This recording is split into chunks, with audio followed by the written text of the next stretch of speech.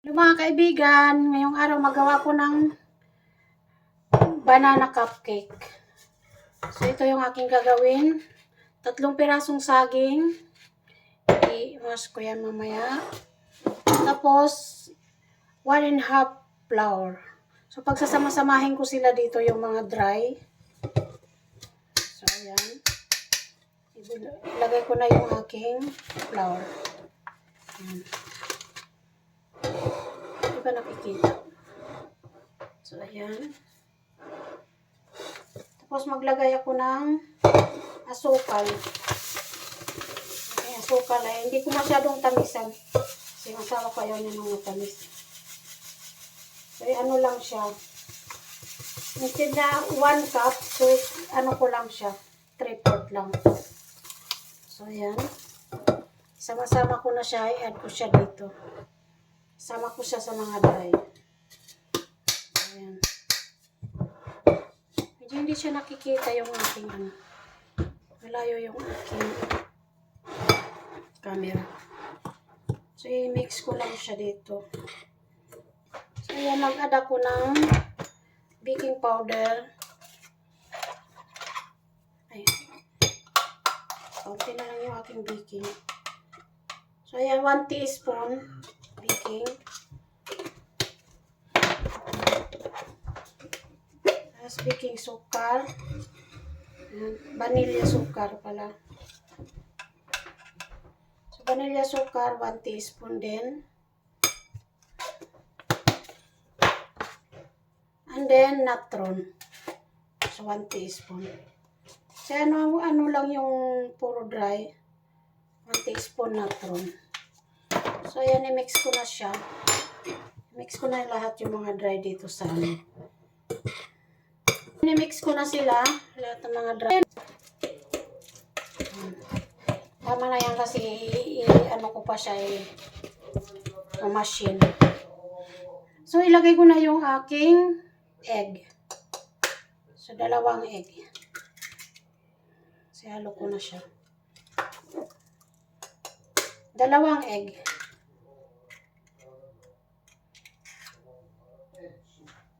Tapos, mag-add ako ng cooking oil. Mag-add ako ng half cup.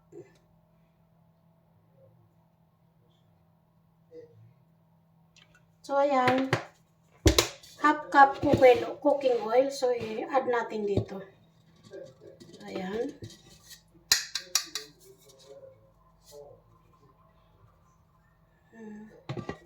So, ayan. Kalimutan ko pala. Mag-add pala ako mga kaibigan ng 1 teaspoon na teaspoon na salt.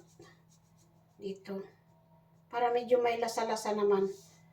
So, yan. Ina-add ko yung aking asin. So, i-mix natin. So, ngayon, i-ano natin to, blender. So, ayan, mga kaibigan, okay na siya. Ano na siya. So, ngayon, ihalo ko na yung aking mga dry. So, i-mixer natin ulit. So, ganun na lang. Pakunti-kunti lang kasi pag ano, masyado kaagad pag diretso.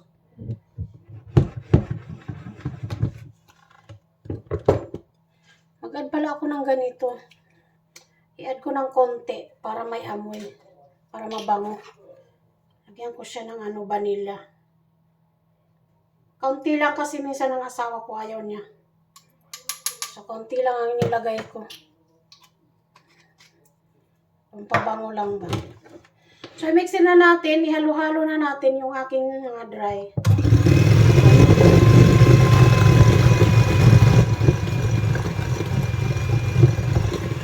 Ayan mga kaibigan. Ano ko na siya.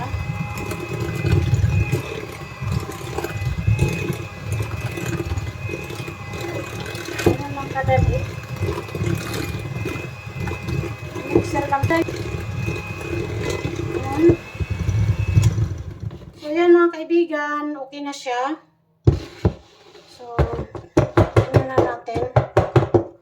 So, ang aking oven, pinainit ko na 180.